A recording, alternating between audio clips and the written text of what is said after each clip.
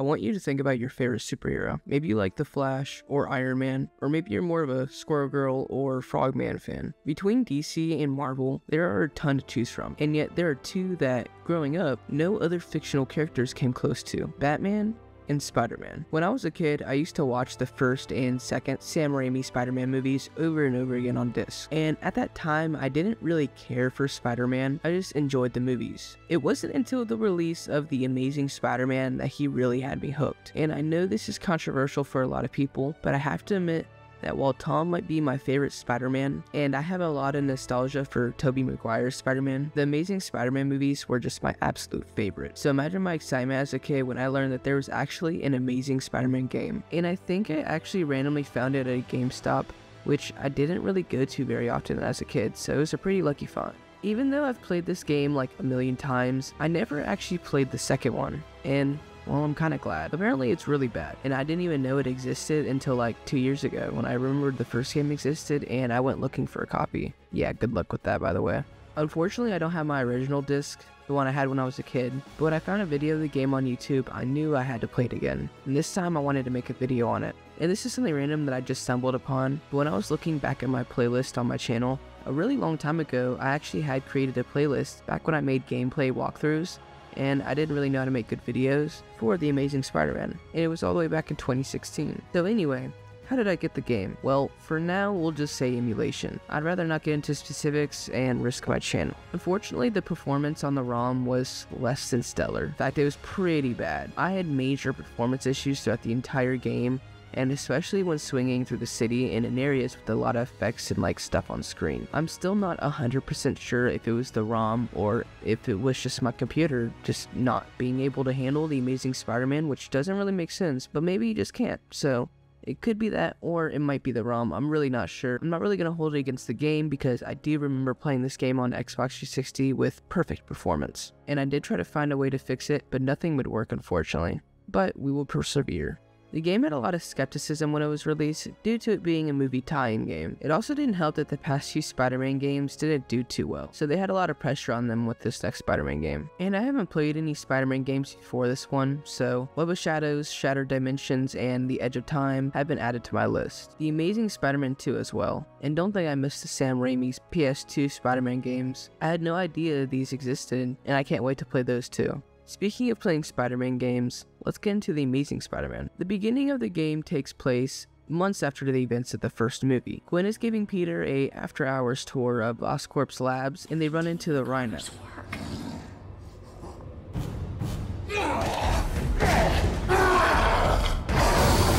Just kidding, he's not the real thing, just the result of Oscorp continuing Kurt Connor's cross-species experiments. Peter and Gwen are caught by Alistair, and if you didn't already realize by his design, he's gonna be our main villain. Instead of punishing them, Alistair gives both of them a secret tour of the restricted areas to see the experiments for themselves. When transferring one of their cross-species, it reacts to Peter's blood and starts freaking out. For some reason, Peter lets Gwen push him out of the room, and Peter just leaves Gwen in the room with these creatures getting loose. What is he thinking? And he just sits there the whole time. Come on, Spider-Man. Either break that window, break that door, or find some other way. I never really noticed this when I used to play the game, but it really annoys me now, because he really just sits there and lets his creature throw his girl in his face, taunting him. No, bro, let's look at this whole scene. Look at this dude as he deviously walks towards Gwen while staring you down. This man has no good intentions. He even grabs Gwen and bites her. And bro is still just standing there. It's not like he's worried about his identity. Everyone around him is gone or dead except Alistair. And it's not like he's worried about suiting up while behind him, since he suits up after Gwen was bitten, but not before Alistair was attacked. So it doesn't really make much sense. We exit the room and Gwen is about to be attacked, and we get the introduction of the web rush mode. Hold down the button and you can slow down time as you navigate to your next location or target. This is one of my favorite parts of the game when I was a kid, and I even remember playing Spider-Man 2018 for the first time since playing The Amazing Spider-Man very many years prior, and playing it just felt weird. And since they were the only two Spider-Man games I ever really played, it was just weird not having the web rush mode when I first played. I really like the combat in this game. It's really similar to the Arkham's Free Flow at the time. In my opinion, it's just slower and more sluggish though. I used to like it a lot, but I think it took a while for me to adjust to it again. We delivered Gwen to safety and she gives us a... Peter, take the Oz phone on the table. A what? So this game is broken up into missions. There are quite a few loading screens, but they aren't that bad. And the early ones contain dialogue between Peter and Kurt Connors before the prison break later. My fellow biologists are responsible. Those vultures. I wonder if Michael Moore is in the charge. We pick up with Peter perched up top of a building and an infected count for the city. So swinging in this game is honestly great in my opinion.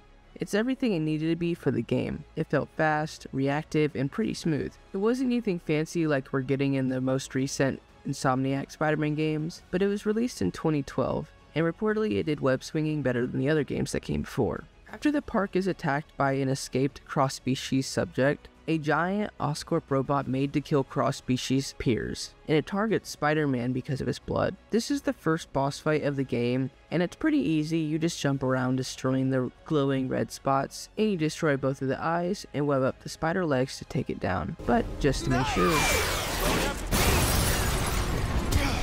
Cut to present time where Peter is visiting Kurt Connors, and it's time for a prison break, baby. We head for the console when this douchebag security guard shoots the console and then blames me. This looks like the one. Connor's getting time off for good behavior. Hey, get away from there!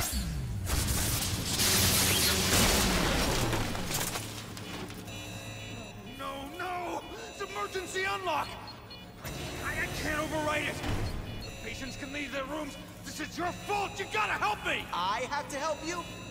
You tased me, bro. What the hell are you even doing here, Spider-Man? Okay, he does have a point. One of the most satisfying parts of the game is using your signature finish on an inmate after reaching combo 10, and through upgrades as low as 6. You can also use your web rush to throw some objects at crowds and then web them down. This is the fastest way to clear our enemies. Okay, whoever voices this guy sounds so familiar. Why are you crying? I have nothing to do with it, but you don't believe. You never believe me. Stop that! Dad will hear it and the blame will fall on me again! Again! I have this nagging feeling like I should be out saving the world or something. We finally reached the exit with Connors, and for some reason these inmates got their hands on snipers, but no matter, we handled them with ease and escaped with Connors before the police arrived. And we probably released a lot of dangerous criminals onto the street. I mean, we already know Black Cat escaped. And the spectacular Spider-Man frees the dashing damsel in distress. I'll thank you later. Hey, come back! You know, you could thank me by getting back to your cell. We take Connors back to my apartment where he kinda judges me.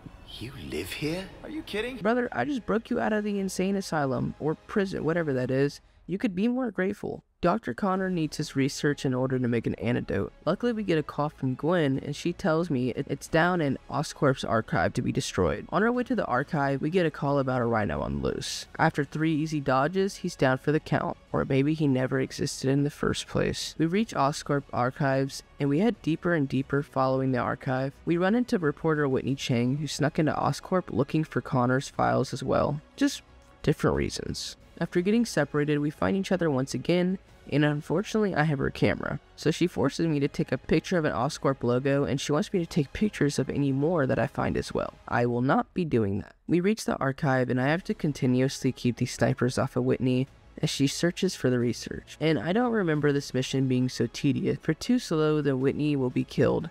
And these guys are coming out constantly. You pretty much have to constantly web rush them. After she finds the research, she gets hit by a bullet that wasn't fired from anybody because I already took everybody out. Back at the apartment, apparently Connors took not ours, but the guy who pays for this apartment's credit card and bought a crap ton of lab equipment. And by the way, the guy who owns the apartment, Stan, is actually Stan Lee. He does have a cameo in this, which I always love. Hey Peter, this is Stan. My bank called. There's a large amount of activity on my card. Apparently, someone bought a ton of lab equipment. Lab equipment! Boy, I hope it's on you, Parker, but something tells me it is. You live in some amazing fantasy, kid, and it's time you started living in the real world. What am I gonna tell your Aunt May? Call me. If he's angry about the card, he's gonna flip when he sees his apartment. When trying to call Gwen, we get Alistair instead. and he tells us about his plan to make a nanobot cocktail. Spider-Man says it's not a cure but a poison, and this is where we really start to see Alistair's ulterior selfish motives of wanting to be the hero. The last thing Connor needs to finish the antidote is a sample of the newly created cross-species DNA, so it's time to head down into the sewers. The sewers breaks into several tunnels. To find the creature, we web up each tunnel and wait for the vibrations. We hunt down the monster, but he keeps disappearing. After tracking him through the tunnels 3 times, we eventually force him into a corner, where we get the first part of the boss fight against the rat monster. Honestly, most of these fights are pretty similar throughout the game, as I'm sure you'll start to notice soon. You pretty much attack until you have to dodge or jump out of the way, or sometimes you have to do multiple dodges. Pretty basic. Unfortunately, the fight is interrupted by Oscorp's robots and he gets away. Blood. You hear something stinky? Oh boy.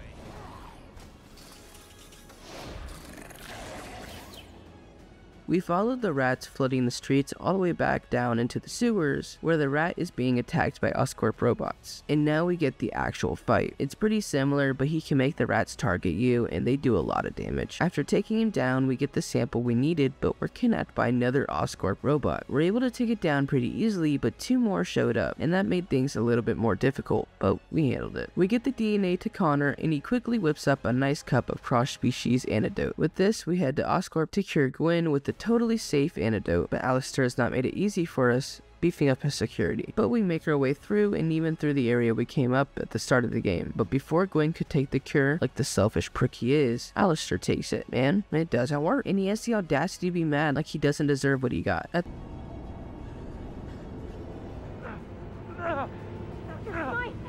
What's happening? What did you do? What's happening? This is your cure? At this point, Peter doesn't know if Connor's betrayed him or if the cure just doesn't work. Either way, we have to get out of here because Alistair wants us dead. We escape from the building, but before we're able to leave, Alistair releases a huge Oscorp robot to take me down. Now. What the?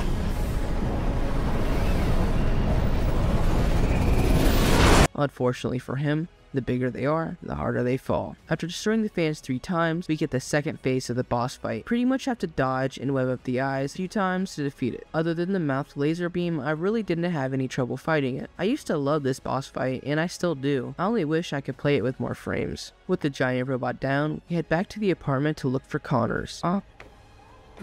Kurt! Kurt! No, I don't believe this. He's gone.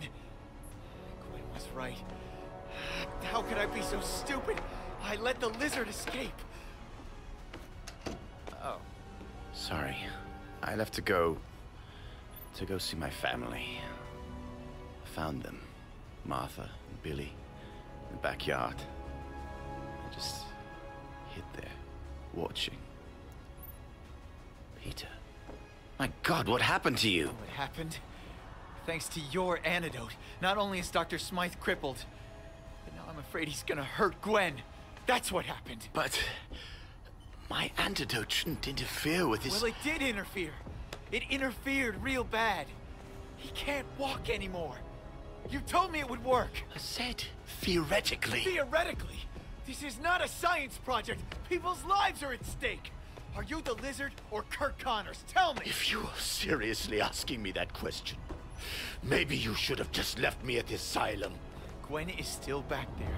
Do you know what's gonna happen if she changes? I did my best. We'll save her. We will. You're bleeding. So what? You're tired. You need to lie down. No. I need to save Gwen. I need to save everybody. Peter, you need rest. Can't stop.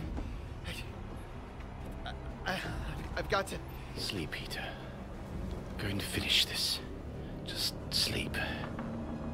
While I was knocked out, Connors made the cure for real this time, but this time he used Spider-Man's blood. Peter calls Gwen, and apparently Alistair wants to start testing his nanobot cocktail on them. So we head over to the Oscorp Biolabs, where several lab workers were trapped. After taking out Alistair's security, we save the scientist, and the robots almost kill me, but Gwen saves us by taking control of this Oscorp robot. We finally reach where Gwen escaped to... You did it. I'm here now. I have the cure, and it works. Gwen? Gwen. No. No, you can't do this. I saved you. I did everything I could to save you. You've got to hold on for me. Gwen! Gwen, you gotta fight for me! You gotta fight! Gwen! You know that you were the one. When I first saw you in science class, I just wanted to be with you. Even when I promised I wouldn't, I just wanted to love you. I'm lost without you, Gwen. Peter, that is the cheesiest speech I've ever heard. Don't worry, this game is canon to the movies, so she can't die. Yet, we save Gwen and escape that godforsaken building when we get a report about a scorpion creature down at the pier. This is, in my opinion, the hardest boss fight in this game, and it's really only kinda hard due to the acid constantly covering the ground and its concentrated acid stream. Other than that, it's pretty similar to the other cross-species fight. Just attack, dodge, and web rush to push him off the wood pools and make him vulnerable to attack.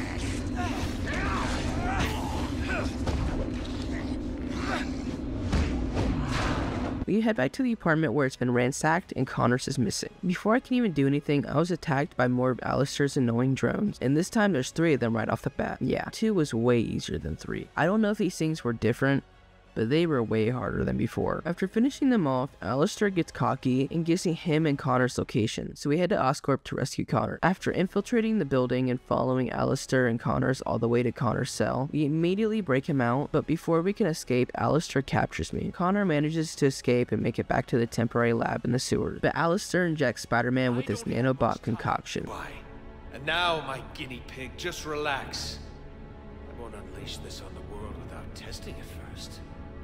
I'm not crazy.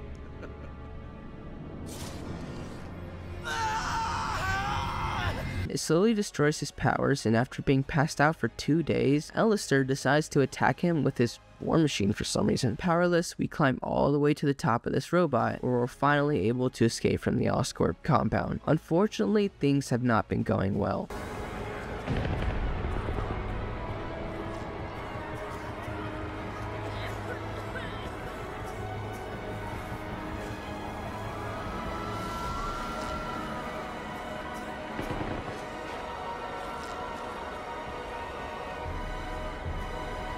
We ran through the alleys and streets all the way down to the temporary lab, where we reach Gwen and Connors and deliver the bad news.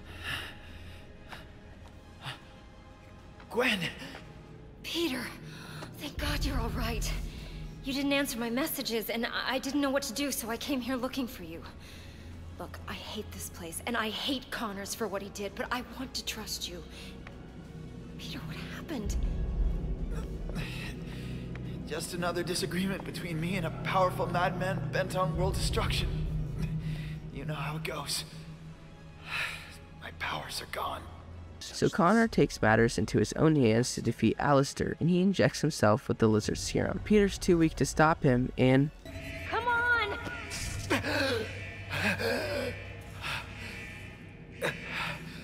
he dies. Lucky for Peter, Gwen starts his heart again, which still powerless. We run after Connors, hitching a ride on Whitney's news helicopter, and Gwen has a theory on how to get Spider-Man's powers back. Peter lands on the robot, and the lizard forces him underneath, where he absorbs the electricity to destroy the nanobots in the system, giving him his powers back. Now, it's time to destroy Alistair. You work together with the lizard to open these doors in between being attacked to destroy these power generators. Before getting them all, Alistair comes out in his power suit, and he's pretty easy to beat once you understand what you have to do. You pretty much web him down, then get behind him and web rush him. Do this 3 times, and you've defeated Alistair Smythe. Unfortunately, Connors lost control. Now we have to hunt him down too. I can't control.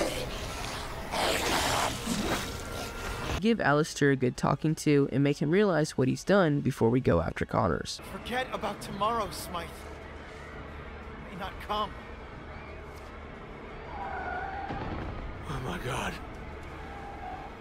My God, what have I done? We track him down to the sewers, but we run into a piranha cross species, and this thing was so annoying. He would create multiples, and they would move underwater, so you would have to constantly drain the water after it rises. It's just an overall kind of tedious boss fight for me. Connor manages to get back up to the temporary lab through the sewers and attacks Gwen. Gwen tries to fix up the Oscorp robot while I hold off the lizard and the infected. The robot is finally done, and we take it to search the sewers for Connor. Unfortunately, he finds me first. We finally reach the lizard fight, and he's honestly pretty easy. You can fight him like any cross species, but the key is to buy time to get the antidote from the rubble. After getting the antidote, he escapes again, leading to the final boss fight. We fight the lizard the same way, except now we are in a struggle over the platforms. It's honestly nothing special, and it doesn't really feel like a final boss fight, to be honest. In my opinion, the Alistair fight felt more like a final boss fight than this one did. Finally inject Connor, and he returns to his human state alive. And that concludes the final fight of the game. It was a little anticlimactic for the final fight,